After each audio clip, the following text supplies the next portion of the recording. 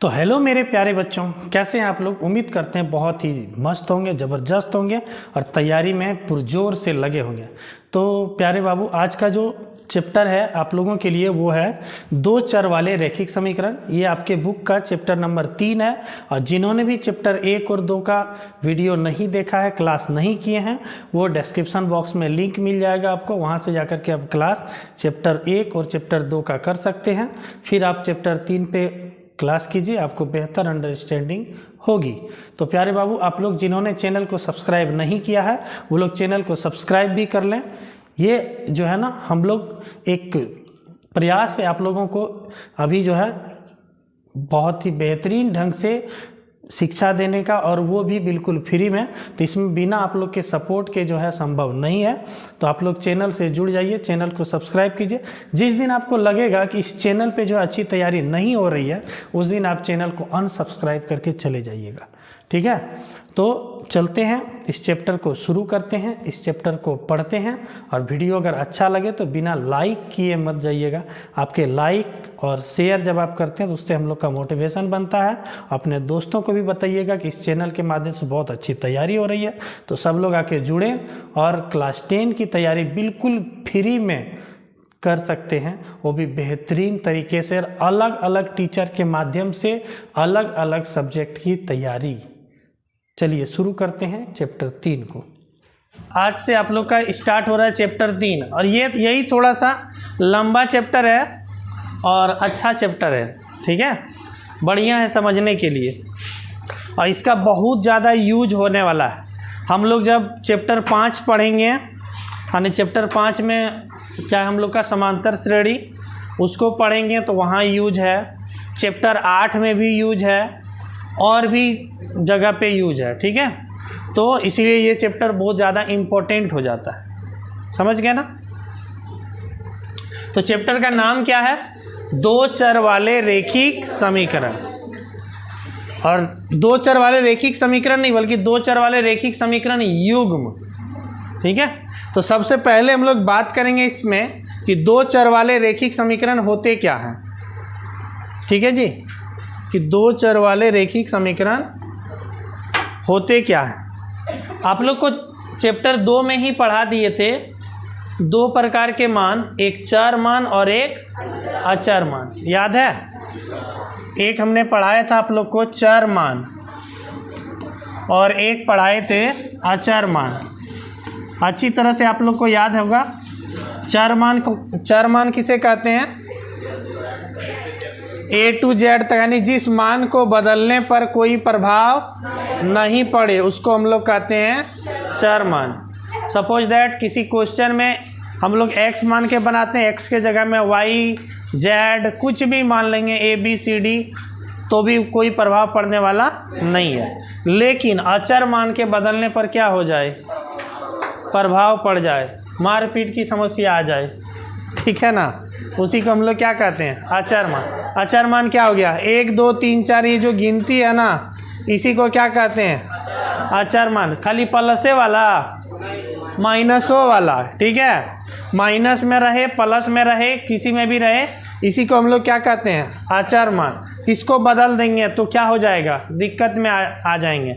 अगर किसी वस्तु का कीमत है 5 रुपया, हम कहेंगे ले लीजिए ना 1 रुपया, मान लीजिए ना 5 रुपया दे रहे हैं, तो क्या होगा? गड़बड़ हो जाएगा ना।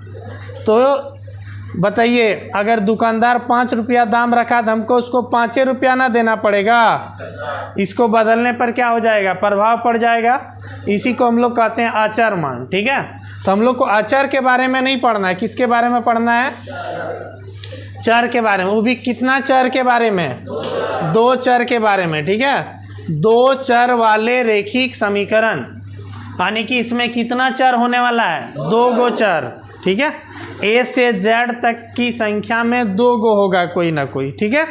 अब इसमें कुछ भी हो सकता है, एगो a हो सकता है, दूसरा b हो सकता है, एगो x हो सकता है, दूसरा y हो सकता है, किसी में s हो सकता है, किसी में t हो सकता है ना, st हो सकता है। तो कोई भी समीकरण लेंगे तो उसमें क्या रहेगा? 2 गो चर रहेगा।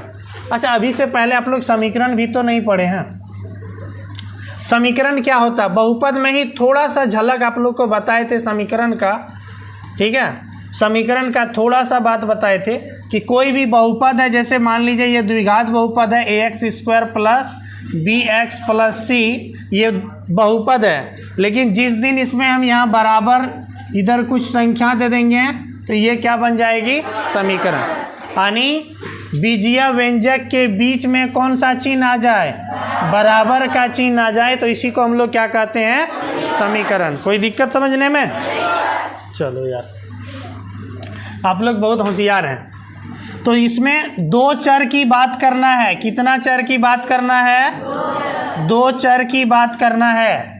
और वो भी कैसा समीकरण होना चाहिए, बताओ, रेखिक किसको कहते हैं, जिसका घात एक हो। वाह, बहुत अच्छा।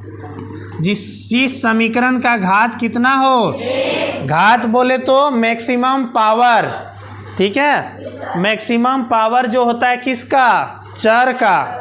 जैसे ये अभी एक मान लीजिए हमारे पास एक समीकरण है, इसमें कौन है, चर x है। ए बी सी इसमें संख्या आप लोग को बता दिए थे कि ए बी और सी ये तीनों कोई ना कोई ये वास्तविक संख्या है, ठीक है। इसमें चर कौन है, केवल x। तो x का अधिकतम पावर कितना है, 2, तो इसको कहेंगे द्विघात, ठीक है। इसको क्या कहेंगे, द्विघात। लेकिन अगर किसी समीकरण में पावर 1 रहेगा, मान लो ये वाला नहीं रहेगा, तब बताओ इसका पावर कितना है, चर का 1, तब ये कौन सा हो गया, रेखिक। समझ गए ना? तो बाबू ये रेखिक समीकरण के बारे में हम लोग को पढ़ना नहीं। घात 1 वाला समीकरण में और क्या गो चर होना चाहिए, उसमें 2 गो चर होना चाहिए। और ऊपर से युग्म पढ़ना है। युग्म माने क्या होता है, युग्म मतलब क्या होता है, जोड़ा। हम लोग कितना युग्म चप्पल पहनते हैं, एक युग्म मतलब एक जोड़ा, ठीक है। तो हम लोग को 2 चर के बारे में पढ़ना है और रेखिक समीकरण के बारे में पढ़ना है, और वो भी क्या, युग्म मतलब कि जोड़ा। एगो समीकरण से बात नहीं, बल्कि 2 समीकरण के बारे में हम लोग को पढ़ना है, ठीक है। तो सबसे पहले बात आती कि 2 चर वाला रेखिक समीकरण किस रूप का होगा, ठीक है। 2 चर वाले रेखिक समीकरण का मानक रूप क्या है। हम लोग द्विघात बहुपद का भी मानक रूप पढ़े थे, रेखिक का भी मानक रूप पढ़े थे, त्रिघात का भी मानक रूप पढ़े थे चैप्टर 2 में, ठीक है। जो लोग क्लास एब्सेंट थे या नहीं देखे हैं, वो जा कर के यूट्यूब पे वीडियो डाला हुआ है, आप लोग आराम से बहुपद का चैप्टर पूरा कर सकते हैं। वास्तविक संख्या का भी चैप्टर पूरी तरह से आप कंप्लीट कर सकते हैं, ठीक है। तो 2 चर वाले रेखिक समीकरण का मानक रूप कोई पूछे तो क्या होता है जी, ax plus by plus c बराबर 0, ठीक है जी। यहाँ भी a b c क्या है, वास्तविक संख्या है। a b c क्या है, वास्तविक संख्या।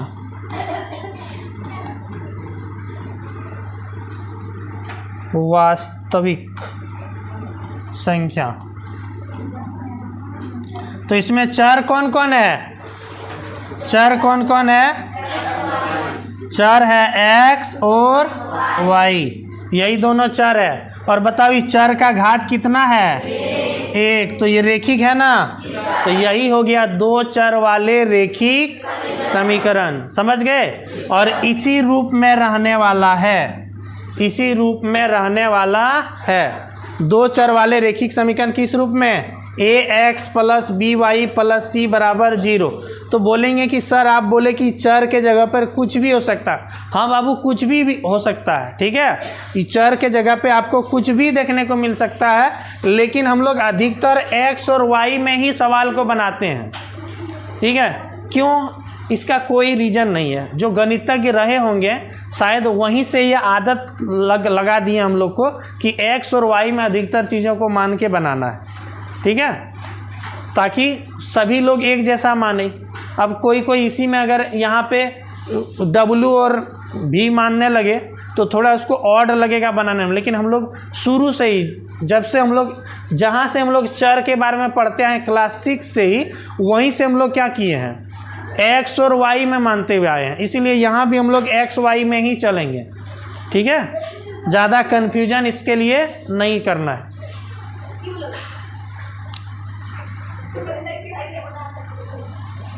तो हम लोग दो चर वाले रैखिक समीकरण के बारे में अच्छे से पढ़ लिए। हाँ, अब देखो बाबू, इस पे अब हम लोग को पढ़ना है युग्म। क्या पढ़ना है? युग्म। ध्यान से समझो। अगर एक चर है, सॉरी एक चर नहीं, अगर एक समीकरण है तो वो किस रूप में होगा?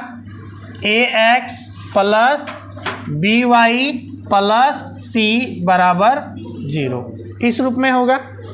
अगर दूसरा भी कोई समीकरण आ जाए, वो भी दो चर वाला रैखिक समीकरण हो, तो वो किस रूप का होगा? वो किस रूप का होगा? हाँ, अरे एक समीकरण है इस रूप का, तो दूसरा भी किस रूप का होगा? हाँ, यही रूप का ना होगा। मतलब दूसरा समीकरण लेंगे तो दूसरा रूप हो जाएगा? नहीं ना। हम एगो ले या हजार को समीकरण लें, सबका रूप तो एक ही होने वाला है ना, क्योंकि सब क्या है? दो चर वाला रैखिक समीकरण। तो चलो, इसमें दो को समीकरण की बात हो रही है तो दो समीकरण लेंगे।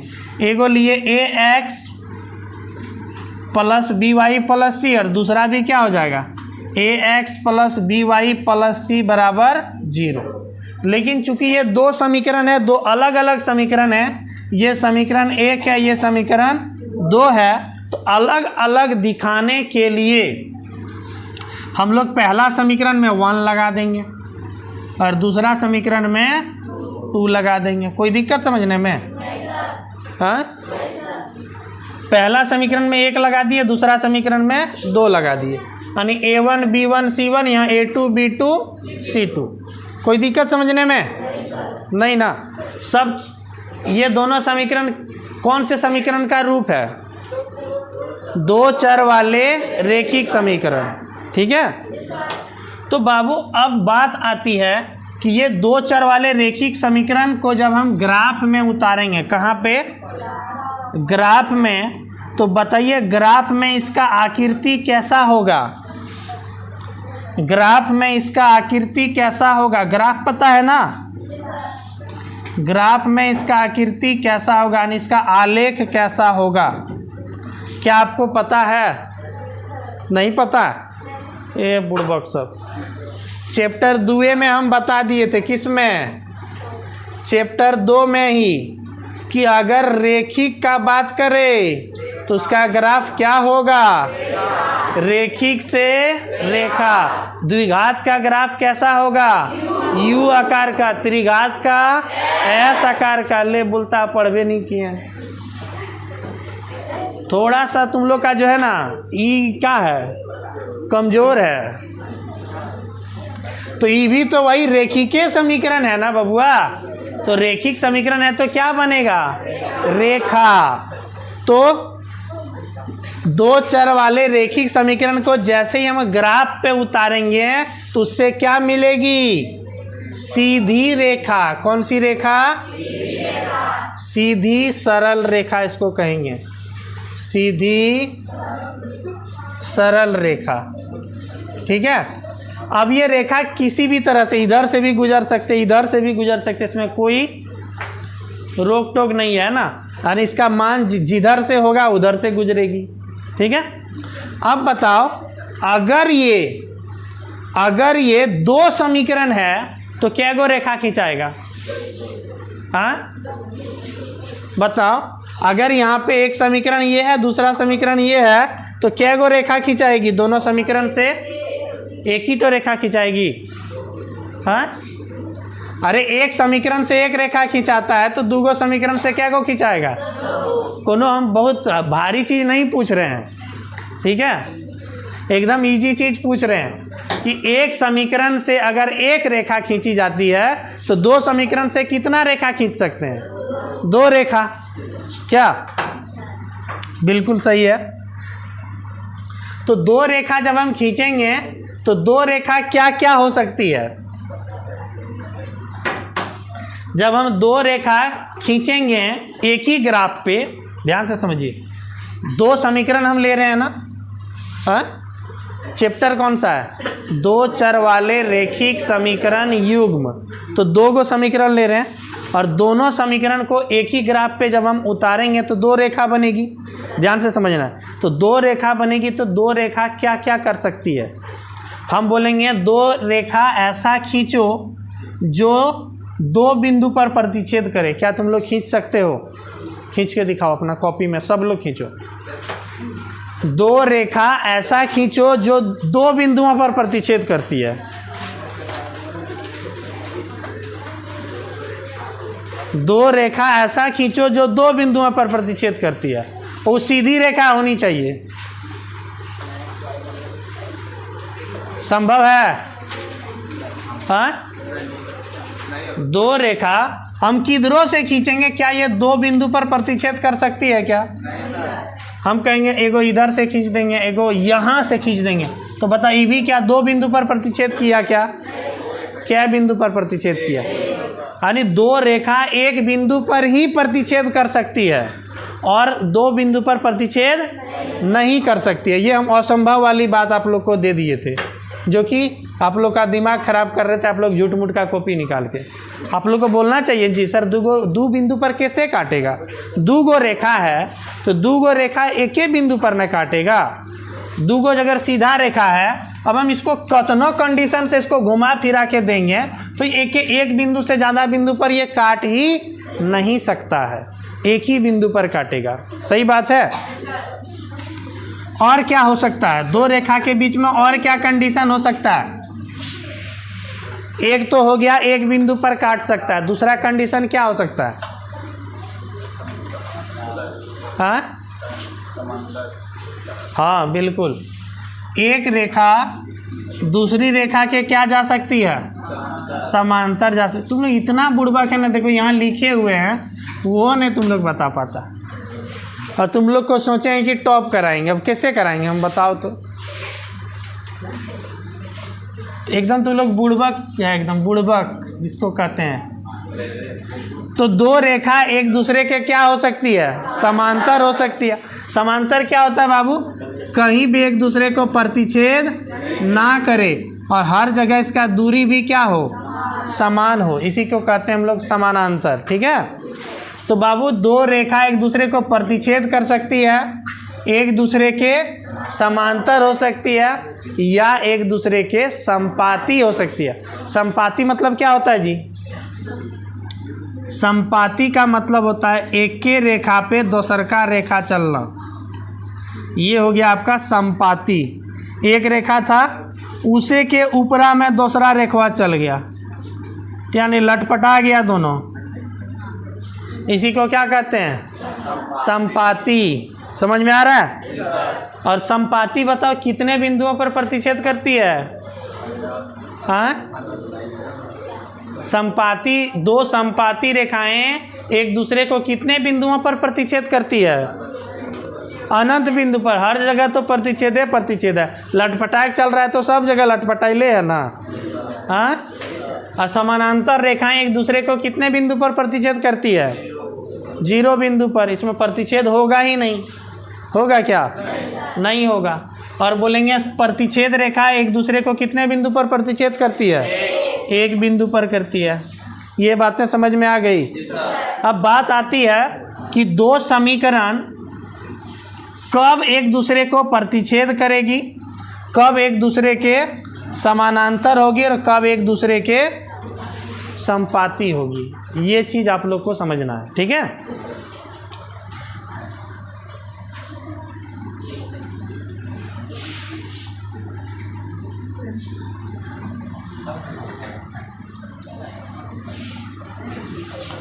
तो बबुआ समझो कि देखो बाबू, सबसे पहले समझना है कि कोई भी दो चर वाले रेखिक समीकरण का जो रूप होगा, कोई भी समीकरण लेंगे उसका रूप यही होने वाला है ax plus by plus c बराबर 0। इस रूप का होने वाला है। ठीक है। तो दो को बात किया जाएगा तो एगो में A1 देंगे, दूसरे में A2 देंगे, ठीक है। B1 देंगे और इस दूसरे में B2 देंगे। पहले में C1 देंगे, दूसरे में C2 देंगे। यहाँ तक कोई दिक्कत समझने में? अब बात किसका बता रहे हैं? प्रतिच्छेद कब होगा, समानांतर कब होगा और संपाती कब होगा, ठीक है जी। तो ध्यान से समझो, जब हम लोग इसमें क्या करेंगे ना, अनुपात निकालेंगे। क्या निकालेंगे? अनुपात निकालेंगे। सबसे पहले प्रतिच्छेद होगा, समांतर होगा कि संपाती होगा।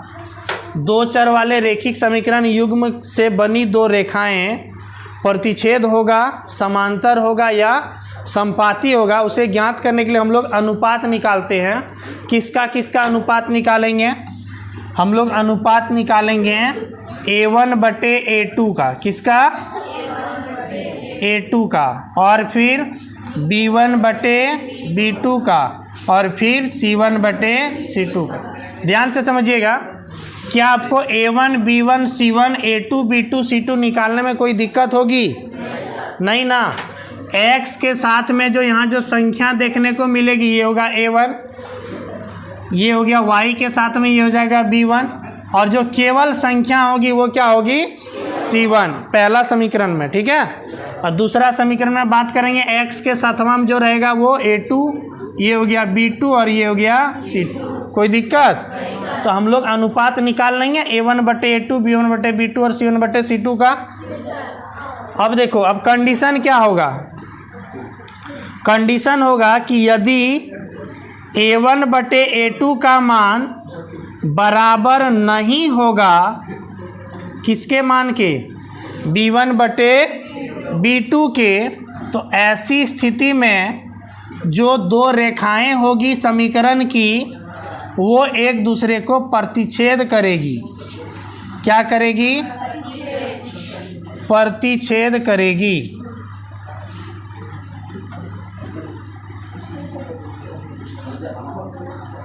समझ में आ रहा है? कब कब प्रतिच्छेद करेगी? जब A1/A2 बराबर नहीं होगा B1/B2 के, तब क्या करेगी? ये प्रतिच्छेद करेगी। समझ में आ रहा है? अब तो प्रतिच्छेद कैसा होता है जी? प्रतिच्छेद, दो रेखाएं एक दूसरे को कितने बिंदु पर प्रतिच्छेद करती है? तो इसी को कहते हैं प्रतिच्छेद। क्या कहते हैं? प्रतिच्छेद। तो क्या बिंदु पर प्रतिच्छेद किया? एक बिंदु पर। क्या बिंदु पर? एक बिंदु पर।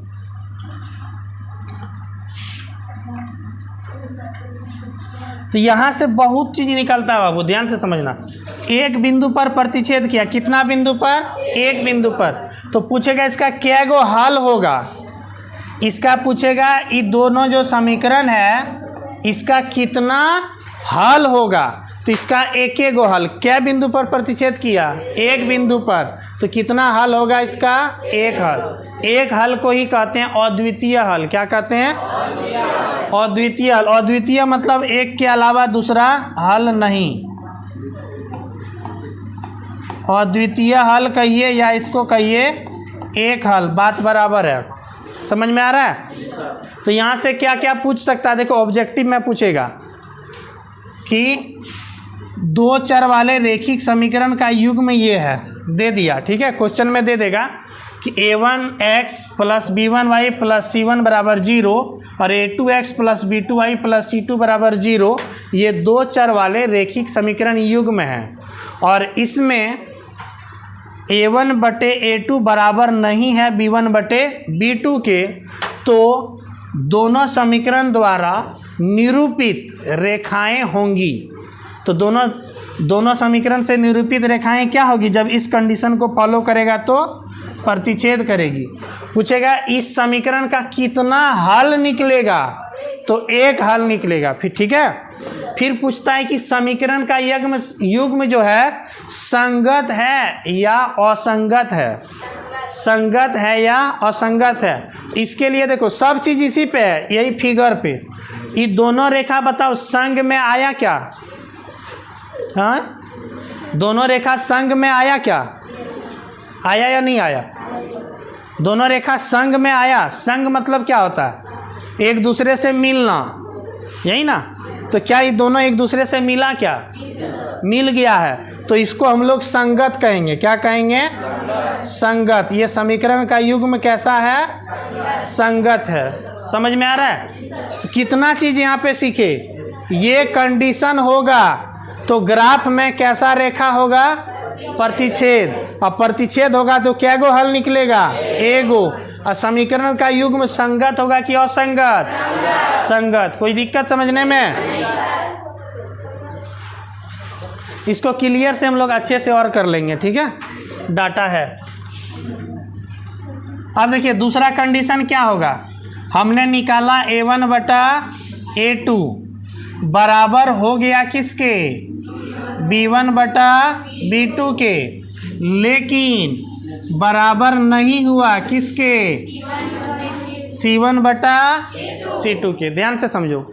A1 बटा A2 निकाले, B1 बटा B2 निकाले, ये दोनों बराबर हो गया, ठीक है।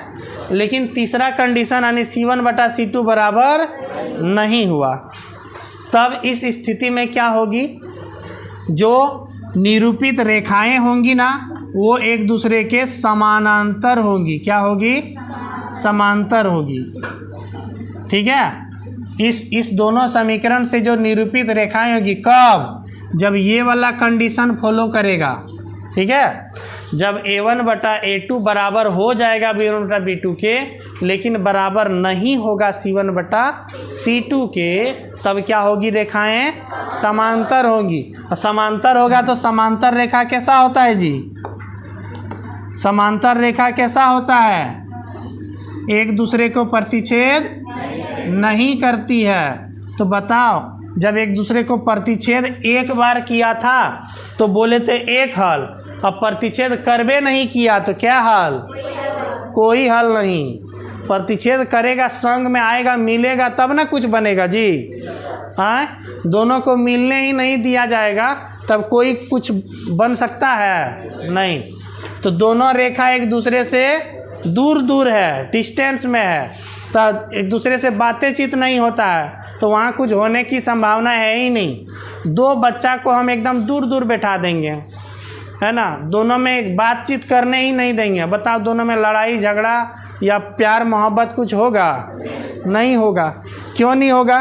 क्योंकि दोनों में कोई कनेक्शन ही नहीं है, ठीक है। तो समानांतर रेखाएं की कोई हल नहीं होती है। बोलेगा इसका क्या गो हल होता है? क्या बोलेगा? इसका कोई हल नहीं, कोई हल नहीं होता है। समझ में आ गया? अच्छा, अब बताओ, पूछेगा कि समीकरण का युग्म संगत की असंगत? काहे? संग में आबे नहीं किया ना, तो समीकरण का युग्म क्या हो जाएगा? असंगत। कोई दिक्कत समझने में? कोई दिक्कत समझने में जी? नहीं। अब तीसरा कंडीशन आता है।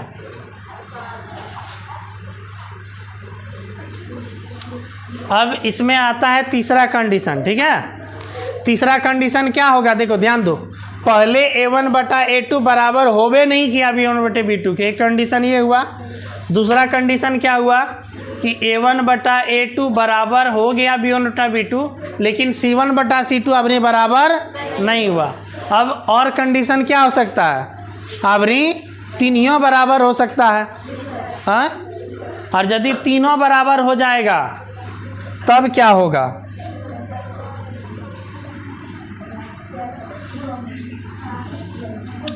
तीसरा कंडीशन क्या होगा जी? जब A1 बटा A2 बराबर हो जाएगा किसके? B1 बटा B2 के, और C1 बटा C2 भी क्या हो जाएगा? बराबर हो जाएगा। तीसरा कंडीशन यही ना, तीनों का मान क्या हो जाए? बराबर। और तीनों यदि बराबर हो गया तब क्या होगा? एगो कंडीशन बचबे किया, क्या होगा? संपाती। क्या होगा? संपाती।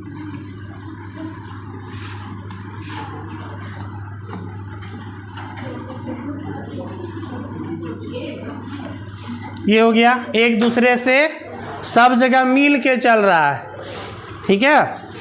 तो इसी को ओवरलैप कहते हैं। क्या कहते हैं? ओवरलैप, मतलब एक के ऊपर में दूसरा लैप करके चलना, ठीक है। ये हो गया ओवरलैप। ये हो गया, क्या होता है जी, इसकी रेखाएं संपाती होती है, ठीक है। दो चर वाले रैखिक समीकरण युग्म में जब a1/a2, b1/b2 और c1/c2 तीनों का मान क्या हो जाए? बराबर, तब क्या हो जाएगा? संपाती। और संपाती हो गया तब बताओ इसका क्या गो हल होगा? बता दो। अनेक हल होगा, क्योंकि सब जगह सटले है। हाँ, एक बार सटता है तो एक हल, नहीं सटता है तो कोई हल नहीं, और सटले रहता है तो अनेक हल, ठीक है। इसका क्या हल हो जाएगा जी? अनेक हल। इसका कितना हल हो जाएगा? अनेक हल, ठीक है। बहुत जगह लिखा रहता अपरिमित रूप से अनेक हल, कन्फ्यूजन नहीं होना चाहिए, ठीक है। अच्छा ये बताओ, इस संगत होगा कि असंगत? संगत। संगम है तो संगते न होगा रे। अरे पुरजोर संगत है इसका, नहीं, इसमें लड़ाई झगड़ा पूरा होगा। सब जगह इसका क्या है? सटले सटल है ना, तो संग में आ गया तो संगत, ठीक है, और संग में नहीं आया तो असंगत। एक बार टच करेगा तो एक हल, ठीक है, और टच नहीं किया तो कोई हल नहीं, और टचे टच है तो अनेक हल। समझ में आ गया? ये तीन कंडीशन अच्छे से समझ में आ गया। हाँ, आगे बढ़ें। देखो इसके लिए एक टेबल यहाँ पे बना हुआ है।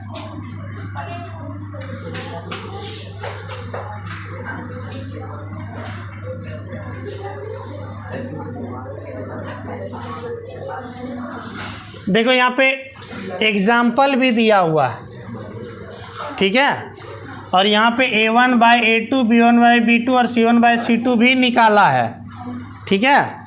इसमें क्या हुआ है? 1/3। ध्यान से समझो, यहाँ x - 2y बराबर 0 है, और एगो समीकरण है 3x + 4y - 20 बराबर 0। इसका a1 यहाँ कुछ नहीं है तो क्या है? 1। a1/a2 कितना निकला? 1/3। b1/b2 -2/4। क्या दोनों बराबर है? नहीं है। तो जब बराबर नहीं होता तो क्या होता है? प्रतिच्छेद। क्या? कौन सी प्रतिच्छेद? ग्राफीय निरूपण। मतलब ग्राफ में जब ये दोनों रेखा को उतारेंगे ना, तो दोनों ऐसे क्रॉस करेगा एक दूसरे को, ठीक है, यानी ऐसा गुना वाला चिन्ह बनाएगा। समझ में आ गया? इसी को क्या कहते हैं? प्रतिच्छेद। और प्रतिच्छेद किया तो इसका एक बिंदु पर काटता है, तो इसका क्या हल होगा? केवल एक हल। और इसी को क्या कहते हैं? अद्वितीय। इसमें एक और टेबल बना देना है, समीकरण का युग्म क्या होगा? संगत की असंगत? हाँ, संगत। उसी तरह इसमें देखो ये एक दूसरा समीकरण है। इसमें देखो a1/a2 निकाला, कितना हो गया? 2/4। यहाँ 3/6। b1/b2 क्या निकला? 3/, और c1/c2 कितना निकला? क्या तीनों बराबर है? हाँ, नहीं है? हाँ, अरे बुड़बक। हाँ देखो, 2 से 4 कटेगा, कितना हो गया? 1/, यहाँ 3 से 6 कटेगा, कितना हो गया? यहाँ बताओ, माइनस माइनस पहले कटेगा, 9 से 18 कटेगा, कितना हो गया? 1/2। क्या तीनों बराबर है? और तीनों बराबर होता है तो कौन सी होता है? संपाती है तो क्या हल? अपरिमित रूप से अनेक हल। कोई दिक्कत? अब तीसरा कंडीशन समानांतर के लिए देखो, ये 1/2 हुआ, यहाँ निकाले तो फिर b1/b2 2/4 हुआ, ये भी कट के कितना हो जाएगा? 1/2। c1/c2 कटाएंगे तो 1/3 हो गया। ये दोनों बराबर है, ये बराबर है, तो a1/a2 और b1/b2 बराबर है, लेकिन c1/c2 बराबर नहीं है। तो इस स्थिति में क्या होगा? और समांतर होगा तो कितना हल? कोई हल नहीं। समझ में आ गया? तो ये टेबल आपका बुक में दिया हुआ है, ठीक है, आप लोग वहाँ से भी इसको छपाई कर सकते हैं, जीरोक्स।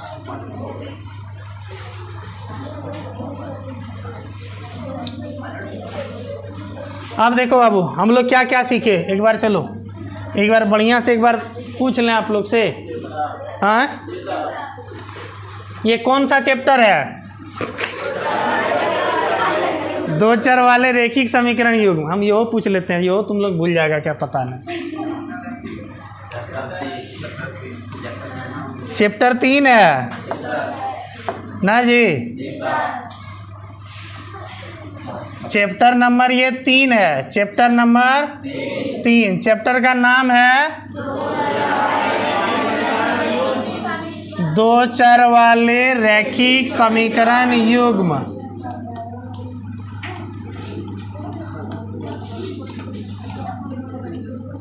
यही ना है? तो दो चर वाला रैखिक समीकरण युग्म है, तो इसका हमने कुछ मानक रूप आप लोग को बताया। उसका मानक रूप क्या है? इसका मानक रूप ax प्लस,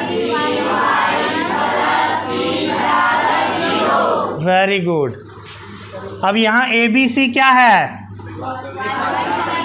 ABC क्या है? वास्तविक संख्या है। यहाँ इसको चर में गिनती नहीं करेंगे। चर में अगर गिनती कर देंगे तब क्या हो जाएगा? क्या गोचर? 1 2 3 4 5 गोचर हो जाएगा, है ना। लेकिन यहाँ पे ABC चर संख्या नहीं है, वो कोई रियल नंबर है, कोई वास्तविक संख्या। ठीक है, कुछ भी संख्या हो सकती है, बटे में भी हो सकती है, रूट में भी हो सकती है। इस वास्तविक क्या हो गया? परिमेय भी हो सकती है या अपरिमेय भी हो सकती है। समझ में आ गया? अब इसमें चूंकि हम लोग कितना समीकरण के बारे में पढ़ना है? 2 समीकरण के बारे में। तो जब हम 2 समीकरण के बारे में पढ़ेंगे तो 2 समीकरण की बात करनी होगी। एक समीकरण a1x plus b1y plus c1 बराबर 0। दूसरा समीकरण a2x plus b2y plus c2 बराबर 0। ठीक है जी, ये हो गया। अब इसमें कंडीशन क्या बताए कि इस दोनों का जब हम ग्राफीय निरूपण करेंगे, क्या करेंगे? ग्राफीय निरूपण करेंगे दोनों का, तो हमको ग्राफ में क्या मिलेगा? एगो रेखा प्राप्त होगा। ठीक है, दोनों समीकरण से एक तो क्या प्राप्त होगा? रेखा।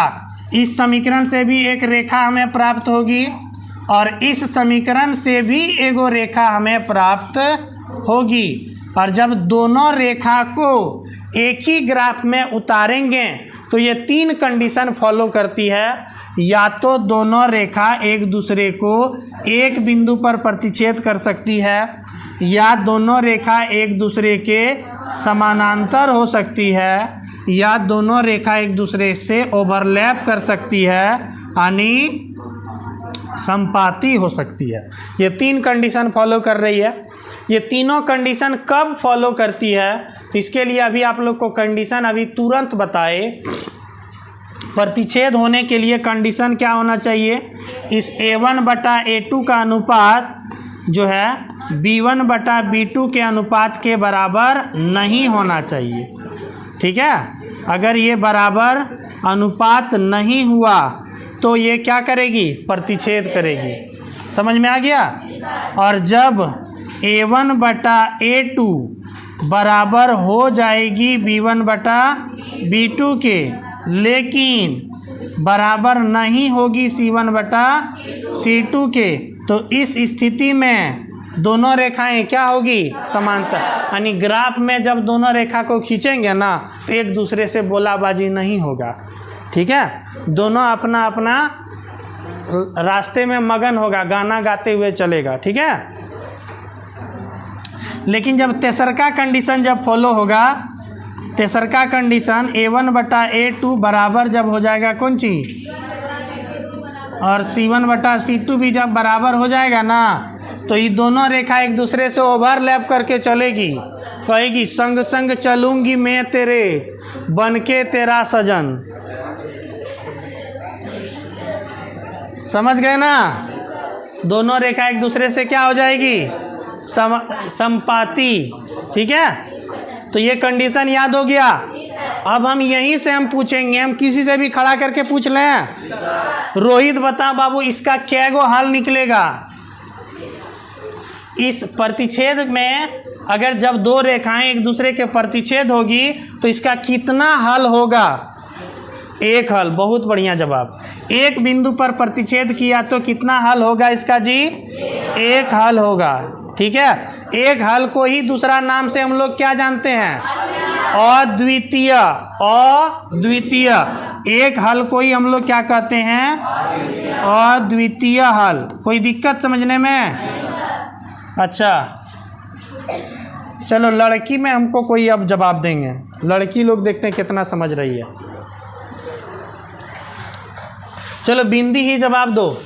इसको संगत कहेंगे कि असंगत? इस तरह के समीकरण युग्म को क्या कहेंगे? संगत। बहुत बढ़िया, वेरी गुड, बैठ जाइए।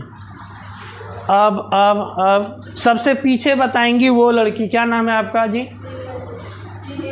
हाँ चलिए, आप जवाब दीजिए कि इस कंडीशन में दोनों समीकरण का क्या गो हल निकलेगा? इस कंडीशन में इसका क्या गो हल निकलेगा?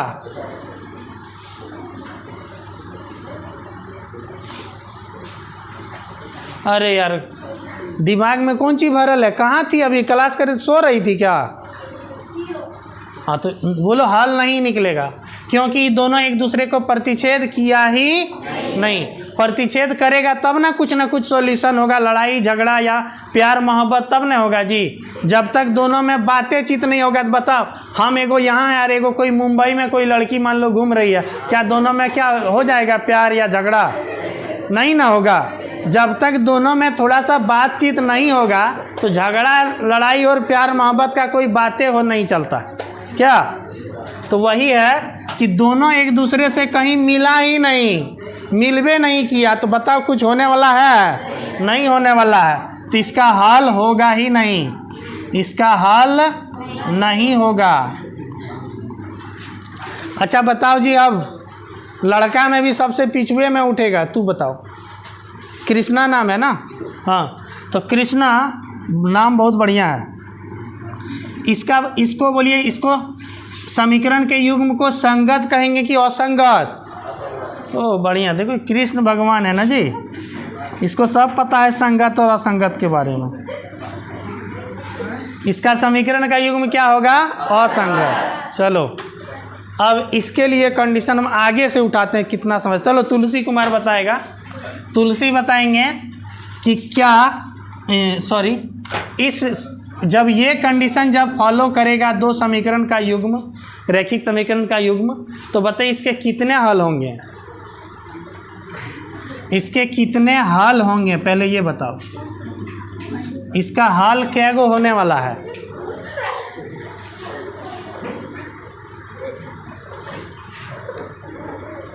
अरे अगुआ में बैठ के झुमटा खेलता है क्या? हाँ बताओ। बोले एक जगह टच करेगा तो एक हल होगा, टच नहीं करेगा तो हल होबे नहीं करेगा। और सब जगह संग संग चलूंगी मैं तेरे वाला सिस्टम है, तो बताओ इसमें क्या गो हल होगा? क्या हो रहा? आवाज़ नहीं निकल रहा अंदर से? अरे डर गया ही। बैठो बैठो, तुम डर गया। गौरव क्या गो हल होगा? अनेक हल होगा। Very good. इसके कितने हल होंगे? अपरिमित रूप से अनेक हल होंगे। ठीक है यार, देखना है क्या बार टच हुआ, तो सब जगह टच है, तो इसका सब जगह हल है। ठीक है, हर एक बिंदु पर हल है, तो इसका अनेक हल हो गया। ये संगत होगा कि असंगत? संगत होगा, क्योंकि संग में आ गया, संग में आ गया तो संगत, और संग में नहीं आया तो असंगत। ये तीन कंडीशन समझ में आ गया। अब बोलेंगे सर इसका यूज कहाँ पे है? इसका यूज हर एक क्वेश्चन में है। बोलेंगे सर कैसे? तो बाबू जब हम हल निकालेंगे ना, तो केवल यही वाला कंडीशन का हल निकलने वाला है, केवल इसी कंडीशन का हल निकलेगा। इसका हल तो निकलवे नहीं करेगा, और इसका ही ढेर सारा हल निकलेगा।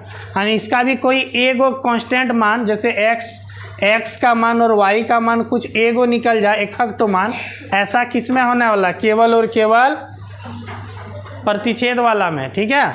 इसका तो हल ही नहीं निकलेगा। इस तरह का कंडीशन जो फॉलो करेगा ना, उस क्वेश्चन को हम लोग बनाएंगे ही नहीं, बनेगा ही नहीं, तो बनाएंगे कहाँ से?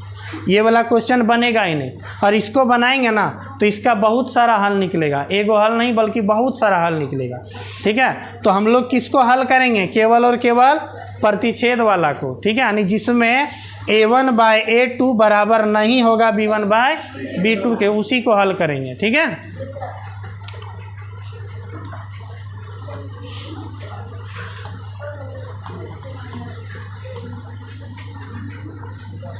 चलो यार, अब हम लोग को इस चैप्टर में बाबू क्या क्या सीखना है पहले समझो।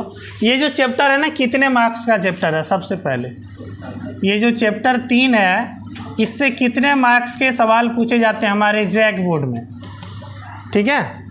जैक बोर्ड में सबसे पहले अगर हम सब्जेक्टिव की बात करें, सब्जेक्टिव क्वेश्चन की बात करें, सब्जेक्टिव क्वेश्चंस की बात करें, तो इससे 2 सब्जेक्टिव क्वेश्चंस पूछे जाते हैं, और वो भी 3-3 नंबर के, यानी 3 + 3, यानी टोटल कितना नंबर?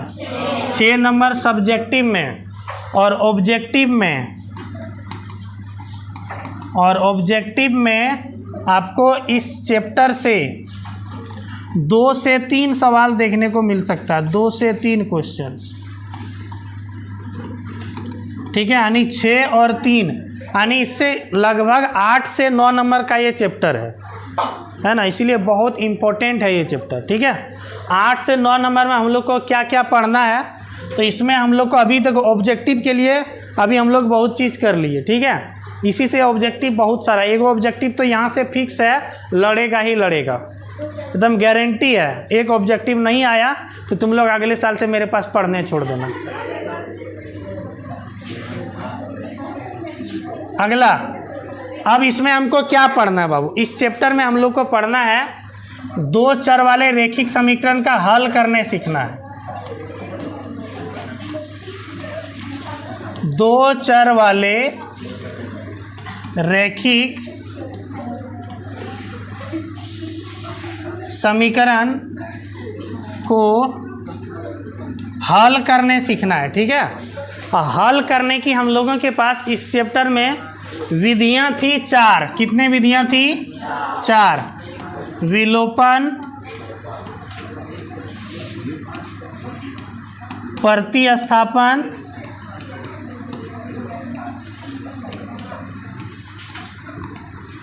और तीसरा ग्राफीय विधि, या इसी को कहते हैं आलेख विधि,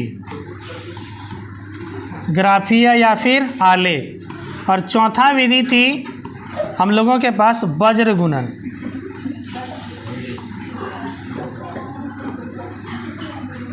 वज्र गुणन विधि सभी विधि का नाम है, ठीक है। विलोपन विधि, ये हो गया प्रतिस्थापन विधि, ग्राफीय विधि और वज्र गुणन विधि, जिसमें से आप लोगों का सिलेबस से एक विधि कट चुका है। वज्र गुणन विधि हम लोग को अब नहीं पढ़ना, ठीक है। न्यू NCERT बुक के अनुसार अब हम लोग को 3 विधि के ही बारे में ही पढ़ना है, विलोपन विधि, प्रतिस्थापन विधि और आलेख विधि या ग्राफीय विधि, ठीक है। अब इसमें क्या है, 3 नंबर कहाँ पे फिक्स है सर? तो बाबू 3 नंबर तुम लोग का फिक्स है यहाँ पे।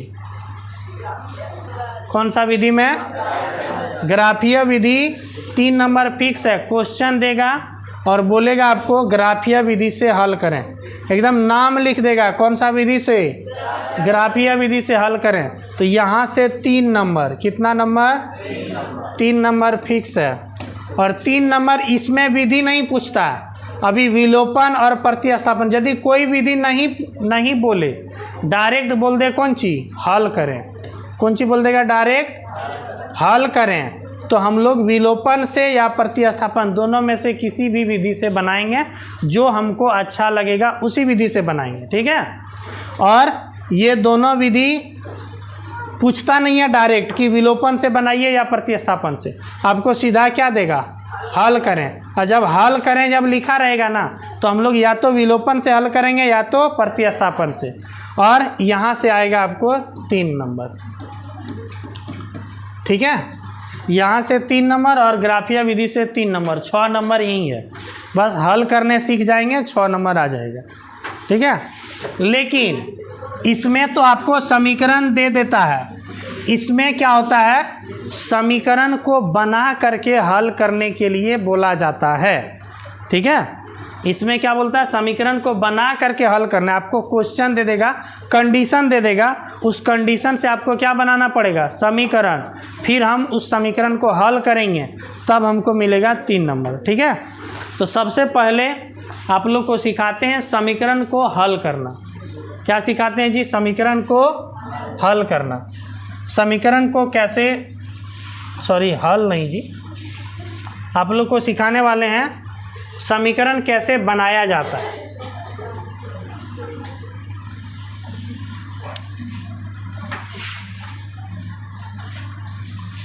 समीकरण कैसे बनाया जाता है।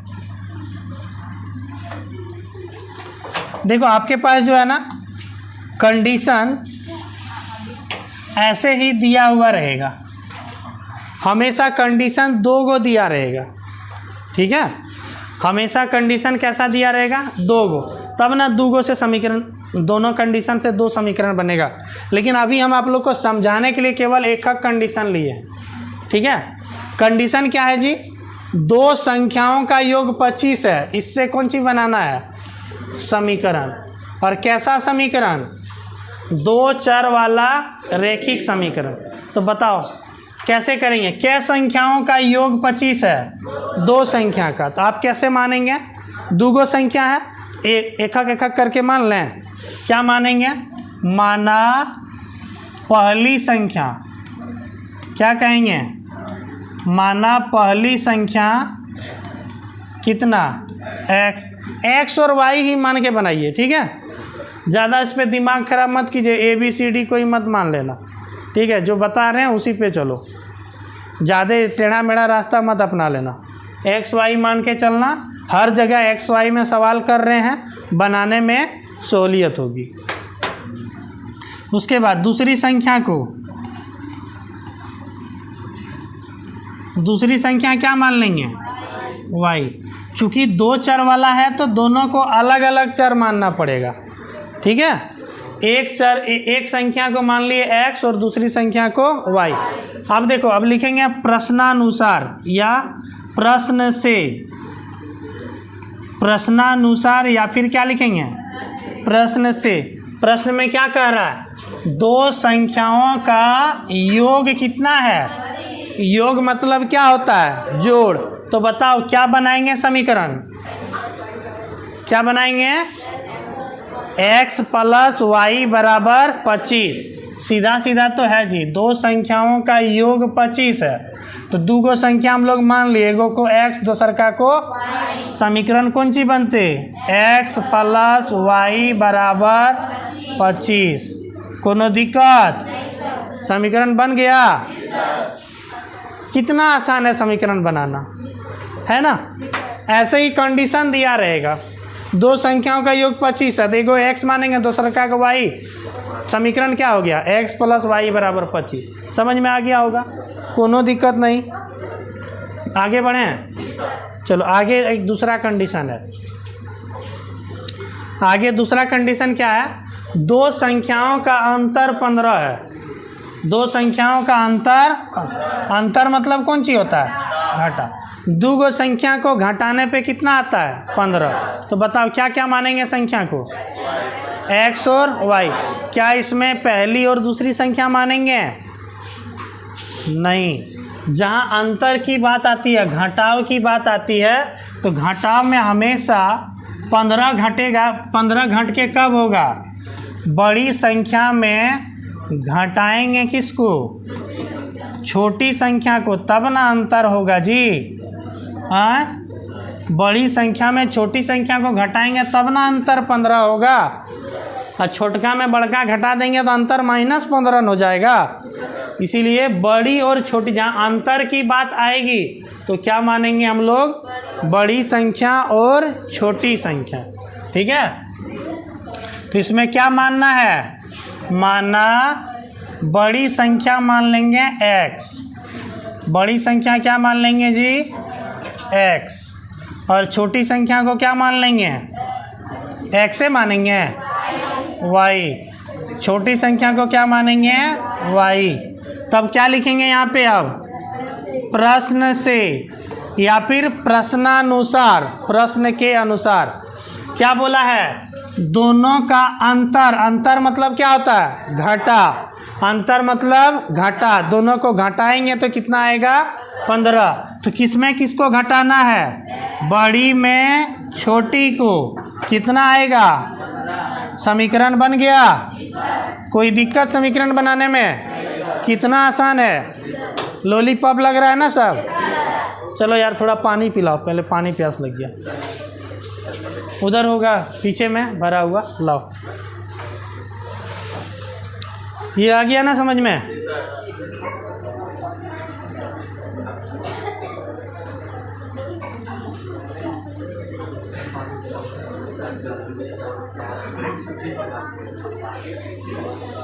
चलो तीसरा कंडीशन, इसके लिए भी समीकरण बनाना है। क्या है क्वेश्चन, 5 कलमें और 7 पेंसिल का मूल्य कितना है 50 रुपया। इसमें कैसे बनाएंगे समीकरण, कुछ आ रहा है दिमाग में, क्या आ रहा है, कुछ तो आ ही रहा होगा। 5 कलमें और 7 पेंसिल का मूल्य कितना है 50 रुपया। इसके लिए समीकरण बनाना है।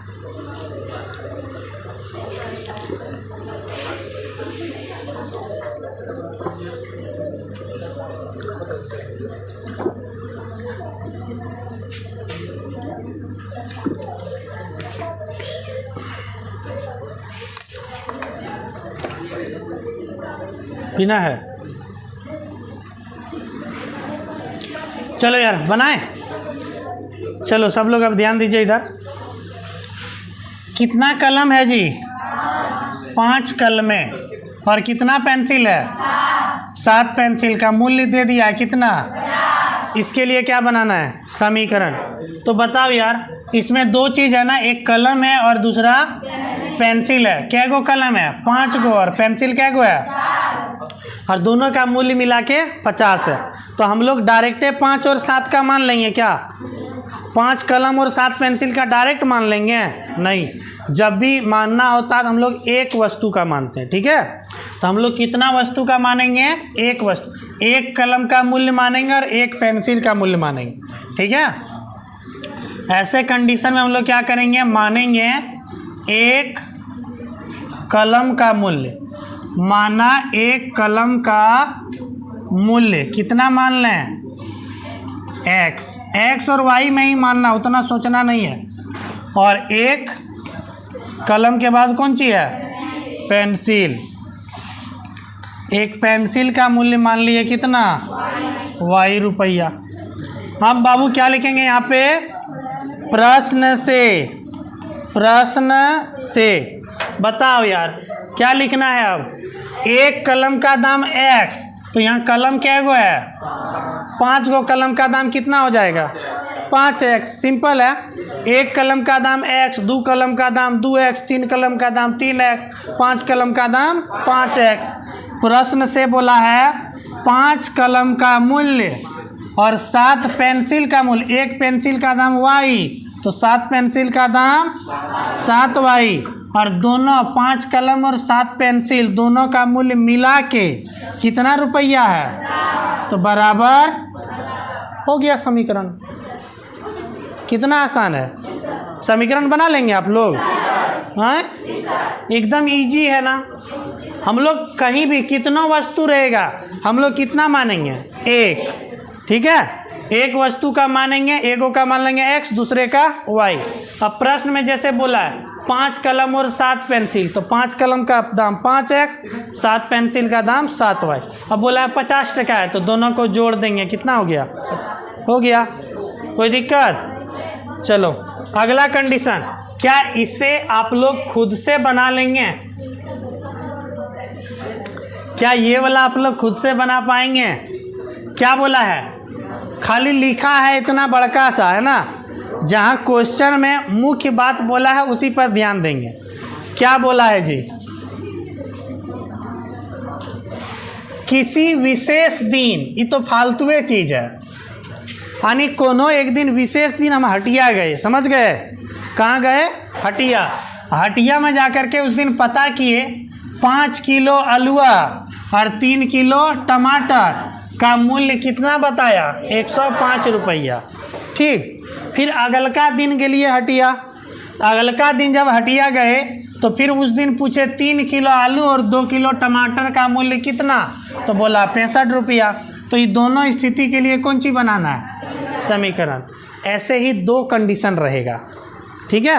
और दोनों कंडीशन से 2 समीकरण बनेगा। फिर दोनों समीकरण को हम लोग क्या करेंगे? हल करेंगे। हल करने के लिए कितना विधि है हम लोग के पास? 3 विधि है अभी। कौन कौन? विलोपन, प्रतिस्थापन और ग्राफीय विधि। बीज गुणन विधि नहीं पढ़ना है अब, ठीक है? बस ये 3 ही विधि है अभी हम लोग के पास हल करने के लिए। तो ये तीनों में से कोनो विधि लगा के बाद में हल कर देंगे, ठीक है? लेकिन हम लोग अभी क्या सीख रहे हैं? समीकरण बनाना। क्या सीख रहे हैं बाबू? समीकरण बनाना। तो बताओ क्या क्या है इसमें? आलूआ है और टमाटर है। तो बताओ क्या किलो आलू और क्या किलो टमाटर का दाम मानेंगे?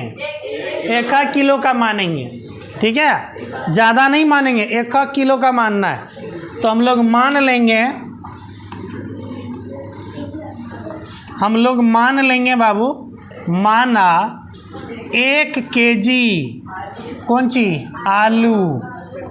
माना 1 केजी आलू का कौन सी?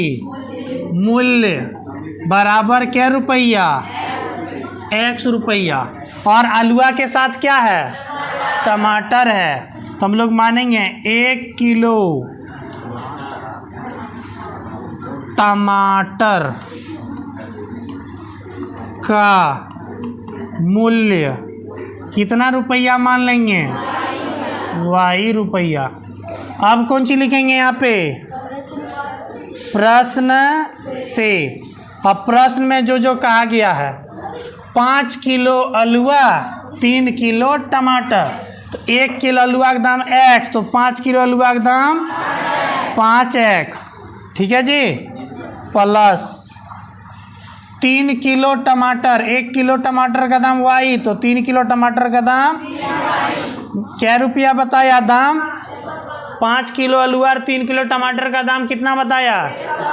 105। तो बराबर 105। एगो समीकरण बन गया। हाँ? अब इसके आगे देखो, अब दूसरा कंडीशन। यहाँ तक में एक समीकरण बन गया। अगलका दिन क्या हुआ घटना ये बताओ। तो अब यहाँ फिर से लिखेंगे। क्या लिखेंगे पता है? फिर से प्रश्न बोल रहा है ना, तो लिखेंगे पुनः। पुनः मतलब फिर से, पुनः प्रश्न से। फिर से क्वेश्चन क्या कह रहा है? फिर से क्वेश्चन क्या कह रहा है? फिर से क्वेश्चन बाबू हम लोग को क्या कह रहा है? फिर से क्वेश्चन हम लोग को बोल रहा है कि 3 किलो आलूआ और 2 किलो टमाटर। तो 3 किलो आलूआ का दाम अभी कितना हो जाएगा? 3X होगा कि नहीं? और 2 किलो टमाटर, 2 किलो टमाटर का दाम क्या रुपया बोला?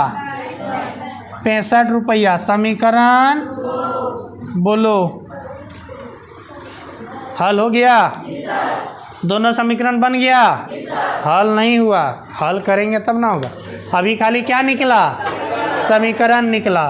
उम्मीद करते हैं आप लोग समीकरण बनाने के लिए सीख रहे हैं। सीख गए होंगे ही तो नहीं कर सकते, लेकिन सीख रहे हैं। घर में जाके प्रैक्टिस कीजिएगा तो सीख जाइएगा और बना लीजिएगा, ठीक है? चलो निकलें अगले क्वेश्चन पे। अब देखो बाबू, ये तो हो गया वस्तु वाला ऐसा सिस्टम था, ठीक है?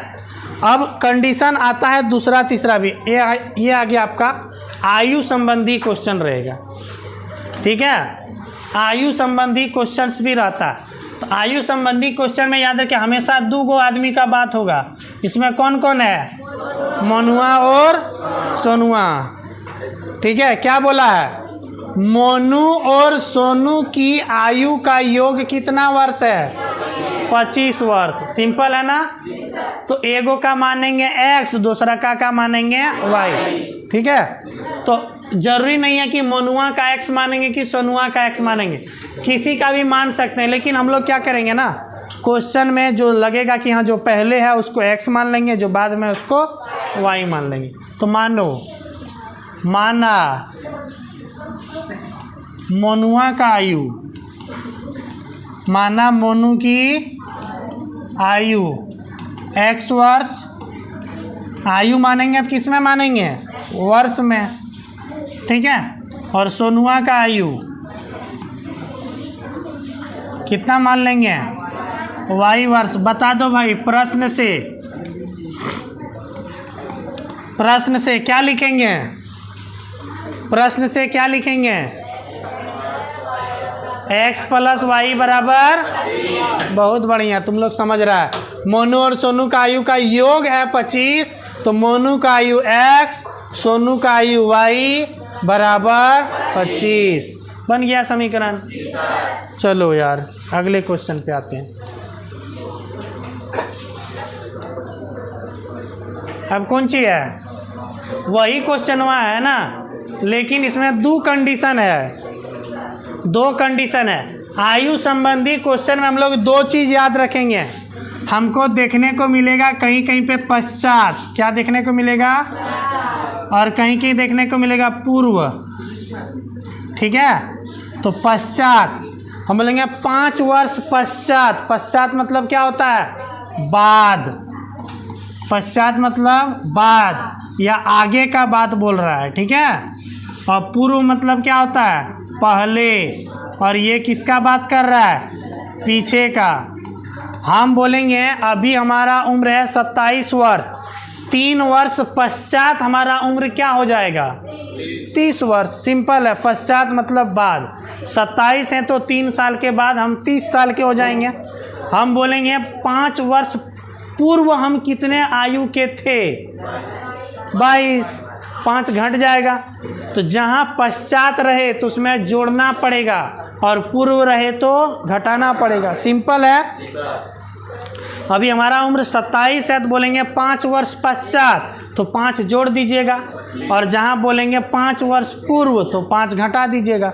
कोई समस्या ही नहीं है। पश्चात मतलब बाद, और बाद का उम्र अगर बताना है तो उसमें जोड़ना पड़ेगा, और पहले का उम्र बताना है तो घटाना पड़ेगा। समझ में आ रहा है? वरुण कुमार, अभी कितना आपका उम्र? 16 वर्ष, 14 वर्ष, 14 वर्ष। 6 वर्ष पश्चात आप कितने आयु के हो जाएंगे? 20 वर्ष के। सिंपल है। और 4 वर्ष पूर्व आप कितने आयु के थे? 10 वर्ष। सिंपल है। चलो यार, ये चीज़ आपको समझ में आ गया। तो आपको इसमें डायरेक्ट बाद या पहले या पीछे नहीं लिखा रहेगा, पश्चात या पूर्व। अधिकतर आपको यही देखने को मिलेगा आयु संबंधी क्वेश्चंस में। समझ में आ रहा है? ये जैसे यहाँ देखिए, सोनू और मोनू की आयु का योग कितना वर्ष है? यहाँ के लिए तो समीकरण हम लोग बना ही देंगे। एक कंडीशन ये है, अगला कंडीशन क्या बोला है? 5 वर्ष पश्चात, पश्चात मतलब बाद, सोनू की आयु मोनू की आयु की 2 गुनी हो जाएगी। तो सोनू और मोनू की वर्तमान आयु ज्ञात करें। तो बाबू मैथ का जो क्वेश्चन होता है ना, लगता है घुमावदार, लेकिन एक स्टेप एक वर्ड को ध्यान से पढ़ के जब बनाएंगे तो इसका सॉल्यूशन भी क्वेश्चन में ही हो जाता है। ठीक है, तो एक कंडीशन तो हमको यहाँ तक तो एकदम अच्छी तरह से समझ में आ रहा है कि सोनू और मोनू की आयु का योग 25 वर्ष, यानी दोनों का उम्र को जोड़ेंगे तो कितना होगा? 25 वर्ष। तो बाबू हम यहाँ पे सबसे पहले मान लेंगे, सबसे पहले हम क्या करेंगे? मानेंगे कि माना किसका? सोनू की आयु। माना सोनू की आयु कितना मान लेंगे? x वर्ष। और कौन सा आयु ये मानते हैं हम लोग? वर्तमान आयु मानते हैं, ठीक है, कि अभी कितना उम्र हो रहा है यही मानते हैं। तो यहाँ सोनू की आप यहाँ लिख सकते हैं, कौन सी आयु है ये? वर्तमान। वर्तमान मतलब अभी की आयु, ठीक है। और मोनू की वर्तमान आयु, मोनू की वर्तमान आयु क्या मान लेंगे? वाई वर्ष। कोई झमेला जी इसको? इसे करने में कोई झमेला नहीं सर। तो अब लिखेंगे कौन सी? प्रश्न से। प्रश्न से क्या लिखना है? सोनुआ जोड़ मनुआ का आयु बराबर 25 वर्ष। सोनुआ है x, मनुआ का उम्र है y, मिला देंगे कितना हो गया? एगो समीकरण तैयार हो गया, ठीक है। अगला कंडीशन पढ़ेंगे, क्या बोला है? 5 वर्ष पश्चात, यानी 5 साल बाद। तो बताओ यार, 5 साल बाद खाली सोनू का उम्र चेंज होगा कि मोनू का भी उम्र चेंज होगा? दोनों का ना। ऐसा नहीं ना 5 साल में खाली हमारे उम्र बढ़ेगा, आप लोग वहीं इतने उम्र के रहेंगे, नहीं, आप लोग का भी उम्र 5 साल के बाद बढ़ जाएगा। किसी किसी का शादियों ब्याह हो जाएगा, तुम लोग का नहीं होगा, लड़की लोग का तो लगभग सभी का हो जाएगा। हाँ, अरे लगभग बता देते हैं, सबका हो जाएगा 5 साल के बाद। नहीं होगा? अभी जो 15 साल के हैं 18-19 में तो इधर शादी कर देता है जी।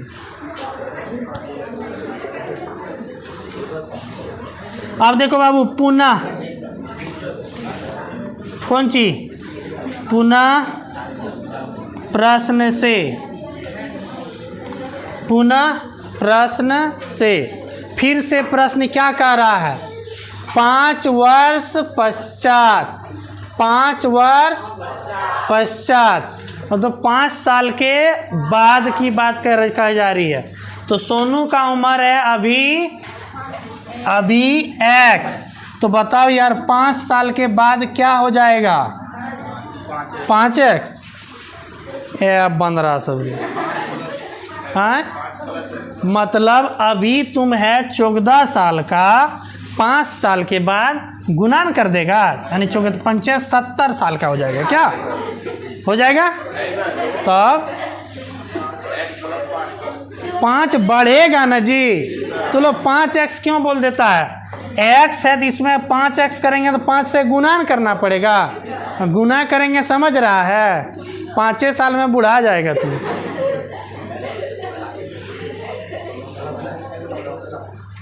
तो बाबू उम्र जब पश्चात बोले तो जोड़ना है, गुना नहीं करना है। पहले बोले तो घटाना है, समझ गए? तो अभी है सोनू का उम्र x, तो 5 साल के बाद x + 5, ये दोनों कभी नहीं जुटेगा। क्यों? एक चर मान है और एक अचर मान है, दोनों चर और अचर नहीं जुटते हैं। समझ में आ रहा है? ये हो गया किसका उम्र? सोनू का। और मोनुआ का बताओ, मोनुआ का है y बरस। y बरस मुँह धोने वाला बोलता है रे, क्या बछौर हो लो तो रहो बछौर। चलो यार, ये भाषा अलग अलग है सब जगह पे। बताओ, मोनू का आयु है y वर्ष, तो मोनू भी 5 साल के बाद कितना हो जाएगा? y + ये वाला चीज़ समझने में केकरो दिक्कत हुआ क्या? और दिक्कत हुआ तो बुढ़ा जाइएगा 5 साल में, याद रखिएगा। समझ गए ना? बहुत बच्चा गलती करता है यहाँ पे। अभी तो समझ गया, और जब आएगा 5 साल बाद लिखना, यहाँ लिखेगा 5x, मैंने बुढ़ा गया तभी। जहाँ 5x और 5y किए तो समझिए आप बूढ़ा और बूढ़ी हो गए। अब बताओ यार, 5 साल के बाद सोनू का आयु हो गया x + 5, मोनू का आयु हो गया y + 5। ये बात हमको समझ में आ गया। 5 वर्ष पश्चात ये समझ में आ गया। आगे पढ़ो, क्या बोला? सोनू की आयु मोनू की आयु की 2 गुनी हो जाएगी। क्या समझा? सोनुआ मोनुआ से 2 गुना, समझे? सोनुआ मोनुआ से डबल, दुगुना मतलब डबल। तो सोनुआ है ये, मनुआ है ये। सोनुआ कौन सी है? डबल। सोनुआ है 20 तो मनुआ है 10, एकरा से डबल न रे। सोनुआ है 30 तो मनुआ है 15। समझ में आ रहा है? सोनुआ है 14 तो मनुआ है 7, एकरा से डबल है। डबल है तो बोलो दोनों के बीच बराबर चिन्ह लगा सकते हैं क्या? लगाएंगे। कब लगाएंगे? बराबर करेंगे तब लगाएंगे, है ना। अच्छा ये बताओ, अगर ये है 10 वर्ष तो ये कितना होगा? 5 वर्ष। काहे कि सोनुआ ना डबल है रे। यहाँ देखो ध्यान से पढ़ना, सोनुआ की आयु मोनू की आयु की दोगुनी हो जाएगी, ठीक है। यानी सोनुआ दोगुना हो जाएगा केकरा से? मनुआ से। मनुआ 5 है तो सोनुआ अगर दोगुना 10 है। मनुआ अगर 10 है तो सोनुआ 10 दूनी 20 है। दोनों बताओ बराबर कैसे होगा? दोनों बराबर कैसे करेंगे? हाँ, दोनों बराबर कैसे करेंगे? हाँ बोलो रे, नहीं आ रहा कुछ समझ में? हमारा उम्र है मान लो 28 साल, तुम्हारा उम्र है 14 साल, दोनों की उम्र कहेंगे बराबर करो, कैसे करोगे? हाँ कैसे करोगे? तोरा से हम दुगुना उम्र के हैं, तोरा से हम क्या है? 2 गुना उम्र के हैं, मतलब तोरा से हम डबल हैं। बराबर कैसे होगा? नहीं आ रहा समझ में? चलो इधर समझो। एगो बाबू है ए, एगो बबनी है बी, ठीक है। बी से बबनी, ए से एगो बाबू। एगो बाबू है ए, एगो बाबू है बी, ठीक है।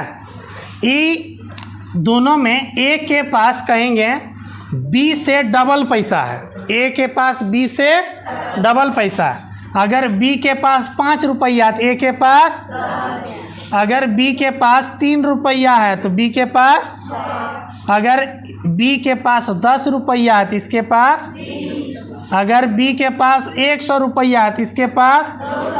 अब बताओ इसको हम कैसे बराबर कर सकते हैं? हाँ घटा करके। क्या घटाएं? कितना घटाएंगे? कितना घटाएंगे? एक ही कोई कांस्टेंट मान घटाने से हो जाएगा? बताओ। ई है, ठीक है चलो, ई 10 है, ई 20 है, इसमें हम 10 घटा दिए, इसमें भी 10 घटाएंगे तो क्या बराबर होगा? तो ऐसा मान ऐसा सॉल्यूशन बताओ जो सब पे अप्लाई हो, जो सब में अप्लाई हो। अरे तू लोग एकदम गोबर है रे, कहाँ चले यार तुम लोग को लेकर के हम? हाँ जिसका कम है उसको, अरे यार कहाँ थी तुम लोग यार? ओह हम सोच रहे थे सब गोबरे है, नहीं रे। एक दूगो इसमें हीरा, गोबर में ही हीरा होता है ना, कोयला में हीरा होता है वैसे। चलो जो कम है उससे ये 2 गुना है ना, तो जितना गुना है इसको भी उतने से हम गुना कर देंगे, तो बताओ बराबर नहीं हो गया? सब 2 गुना है, इसको भी 2 से गुना करेंगे 200 हो गया, इसको भी 2 से गुना करेंगे 10 हो गया, इसको भी 2 से गुना करेंगे 6 हो गया, इसको भी 2 से गुना करेंगे 20 हो गया। कितना आसान है, बिल्कुल इजी है ना। तो उसी तरह से सोनुआ 2 गुना है ना, केकरा से? मनुआ से। मनुआ कहेंगे बाबू तुम्हारा उम्र को 2 से गुना कर देंगे, तब क्या बोलेगा? हाँ अब सोनुआ हमसे टक्कर लेके दिखाए तो अब दोनों के बीच बराबरी का टक्कर हो गया, हुआ कि नहीं? तो जो सोनू 2 गुना था किससे? मोनू से। तो मोनू का आयु को हम 2 से गुना कर दिए तो दोनों का आयु क्या हो गया? बराबर हो गया। अब समीकरण बन गया। समीकरण अभी नहीं बना, इसको बनाना पड़ेगा। 2 से गुना करके एक्स वाई को एक तरफ कर देंगे, ठीक है। तो समीकरण बन गया। तो कितना आसान है समीकरण बनाना, इजी है। तो यार अब हम आगे नहीं है। आज का क्लास इतना ही होगा, लेकिन समझ लो कल आप लोग का क्लास, कल नहीं लेंगे क्लास।